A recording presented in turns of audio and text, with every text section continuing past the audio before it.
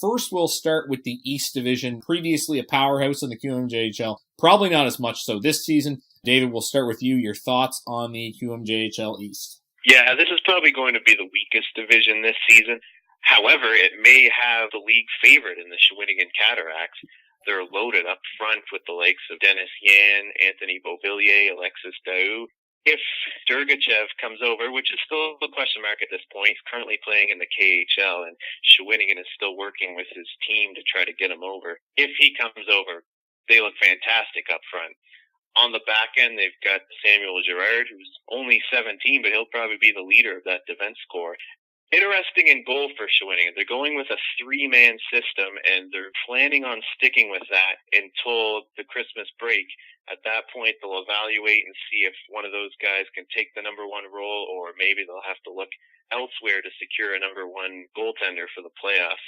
The rest of the division, I think you've got Victoriaville. They've got some talent, and Rimouski has some talent left over from last year's championship squad.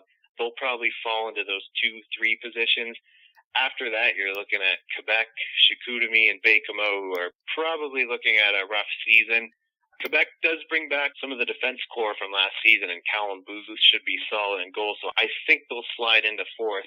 But Baie-Comeau and Chicoutimi are very young teams, very inexperienced teams. I think they'll struggle this season. Will, your thoughts on the East Division? It does seem consensus that Shawinigan's the favorite there. I think, if anything, the Cataracts might even walk away with the Jean Rougeau at the end of the year because of the division that they play in. Not to say that there's going to be easy points every night, but I think there'll probably be nights in which Shawinigan will earn those points on a more frequent basis against your Quebecs and your Chicoutimis and your Baie-Comeaus, as Dave has already mentioned. The 3 goaltending system, very interesting because we get 2 guys who have 2 very interesting situations. Mikhail Denisov, of course, coming over from Russia, the Russian native, I should say, who was a Q draft pick in the QMJHL draft, so he's come a fairly highly touted individual. And then you've got a guy like Frederick Poulem, a guy who actually decommitted from Harvard University to join the Shawinigan Cataracts. So if anything, that whole situation, how it plays out, could end up being as good of an off-ice storyline or as interesting an off-ice storyline as it is on ice. Victoriaville, I don't think should be counted out by any stretch. They're going to be one of those teams that doesn't do any one thing great, but is sufficient in all areas. Probably a decent mid-pack team, if anything. Rimouski, you'll see from time to time that the odd team that wins President's Cup one year really hits the ground running and has a very strong start to the following season when, in theory, they should be towards the bottom of the standings. And I think Rimouski stands as good a chance as any of being one of those teams that does excel, especially early on, maybe catch a few teams by surprise. Certainly a few decent bodies left from that team between Louis-Philippe Guindon in net, guys like Tyler Boland, Michel Joly, of course, Anthony Chapados up front. There's enough talent there to certainly maintain them in the middle of the division. It's just a matter of how much they can build off that. As Dave has already alluded to, your bottom 3 probably set, not necessarily in stone, but probably as good as you're going to get in Baie-Comeau, Chicoutimi, and Quebec in no particular order. I think Yannick Jean, Chicoutimi in particular, is just looking to simply build the team in his mold. He's in it for the long haul. He's from that area. He played his junior hockey up there. He's going to be, I think, one of those guys that if the Saguenay give him the time, he'll give them a winner in time. But that's probably at least a good 2 or 3 seasons away up in Chicoutimi. Certainly, they have to rebuild from having an older roster. Of course, Baie-Comeau, they never got their championship there, but certainly a run of success that they're recovering from. Rimouski, as you said, I think they're going to get a little bit of carryover. They may have a guy like a Boland that breaks through. You have Bork and Pico on the blue line. Quebec, obviously rebuilding for the Memorial Cup. Whether or not Timoshev comes back is a big question mark there. I think everybody agrees Shawinigan is the favorite, although it's going to be interesting to see how their defense reacts without Dylan LeBay. He was a big part of that team last year, as well as Marvin Cupper in nets. Victoriaville, very much an older team, and they have some intriguing players on defense that could go either way, like a Nick Laptulip, who played in Bathurst last year, Bradley Lalonde that played in Cape Breton. They remade the defense, so it's going to be interesting to see how that plays out in Victoriaville. Finally, we take a look over to the West, a stronger division than the East, most would say. Will, we'll start with you on this. What are your thoughts? Val-d'Or would probably be my favorite if I was to pick one of the teams, but it's not going to probably be the cakewalk that we're making it out to be in Shawinigan with the East. Yes, there's a great abundance of talent up front, possibly the best forward group in the league. If you don't have a guy like Anthony Richard, you get a guy like Julien Gauthier. You got Nicolas Aubé-Kubel, probably one of the best heart and soul kind of guys in the league. Philadelphia Flyers draft pick. Big things expected from him. Anthony Beauregard, like Pepin, Yann Mandat. If they didn't improve on strength of D, they certainly improved in size of D, and acquiring Jack Van Boekel from the St. John Sea Dogs. He'll find a regular spot in the rotation, of course. Olivier Galipeau, who I thought, in briefly viewing him here in the Maritimes last year, was arguably outside of a guy like Jeremy Fraser, probably one of the more consistent guys on the back end. Of course, they lose Fraser. Galipeau will be expected, along with a guy like Vincent Leno, to make up for that loss as well. In net, you've got two guys who are coming from pretty strong backgrounds in midget. Of course, there's Derek Baribeau, who was the first goaltender selected in the 2015 QMJHL draft. And they also have Etienne Montpetit. And goaltending has been a bit of a hit-or-miss thing in Val-d'Or in previous years.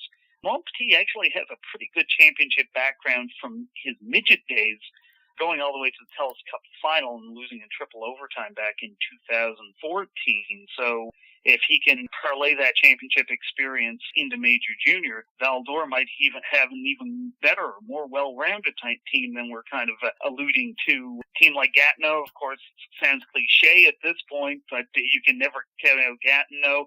And you certainly can't count out Vitaly Abramov, who has been absolutely lights out the first two games of the season with 7 points. Benoit Gros would get the most out of his charges there. Rouyn-Noranda, Gilles Bouchard's crew is consistently a contentious team up and down the lineup. Guys like Alexander Sills, of course, coming back from that standpoint. Peter Abanadano, good young center there that'll be expected to fill in on a more consistent basis. Big defenseman and Philip Myers on the back end. They're pretty well rounded. It's just a matter of goaltending with them, with Samuel Harvey and Chase Marchand. Are they going to be able to get the consistent goaltending night in, night out? Team like Sherbrooke, arguably one of the best coaches in the league, behind the bench of the Sherbrooke Phoenix in Jude Vallée. I think that he's come into his own very well there. Guys like Carl Neal and Thomas Gregor, Alexis Vanier on the back end, they will challenge as well, along with young Evan Fitzpatrick in nets. Probably going to be fighting with Gatineau for that second spot. And then you have the team sort of on the decline in Blainville, in Drummondville. Certainly from top to bottom, when it comes to the West, they don't have the star power necessarily that the Maritime Division has. But at the end of the day, I look at the three divisions, and if I see a division in which any team can beat any other team on any given night, it might be the West, might be the most contentious division this year. Yeah, it should be some good games there for sure. David, your take? Yeah, I think it's a very strong division this year. I actually like it to come down to Val-d'Or and Sherbrooke for first in that division. I think Sherbrooke might have the best defense core in the league with Jeremy Roy, Carl Neal, Alexis Vanier, Julian Ball. Up front is a bit of a question mark. They've got Daniel Audette, Kay Schwery, and they acquired Guillaume Gauthier from Quebec. But beyond that, you kind of wonder where the offense is going to come from and who's going to consist of that second line. They're obviously hoping Julien Pelletier steps up and has a big year, and new Euro Yen Dufek has a good year as well. Val-d'Or, Will touched on them very well, and actually second in goals last season, and I think that it's quite likely they will be first in goals this season with all the talent they're bringing back up front. Gatineau will be in the conversation, of course. The question mark there is they've got a relative unknown goaltending duo. They were going to go with Alex Bureau, but he decided to move on from hockey, so they've gone with Bo Taylor and Matthew Bellemare, two goaltenders who have little to no experience at this level. So that's going to be the key for them, because I like them up front, and I like them with Alex Carrier on the back end. He might be one of the best defensemen in the league this season. I look at Rouyn. I really like the young talent they have up front with the likes of Francis Perron, Julien Nantal, J.C. Baudin. It's kind of a no-name defense score, much like Val-d'Or, actually, but they should get the job done. I think, though, that Rouyn is probably a year away from being a serious contender for the title. Drummondville is mentioned in for a down year. I want to say don't ever count out the Blainville-Boisbriand Armada. I think at this time last year we said that they weren't really going to be in the conversation, and lo and behold, they finished first in the division, and they challenged for first overall for the better part of the season.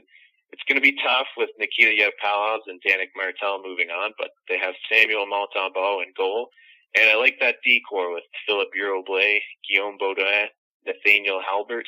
It's a solid decor, and with J.F. Fool having them play the system, the tight checking system he likes to play, they'll be tough to beat on any given night. Yeah, well said. West Division should be fun to watch. I agree. Blainville, historically, not a team you could count out. You look at the youngsters that broke through there last year. Always seem to find guys that can get it done. And the West Division, probably top to bottom, going to be the most consistent division, perhaps. Val-d'Or strong offensively, Sherbrooke strong defensively. Rouyn-Noranda building, but not quite there yet. Drummondville, perhaps the weak duck in that division, but we'll see as things play out.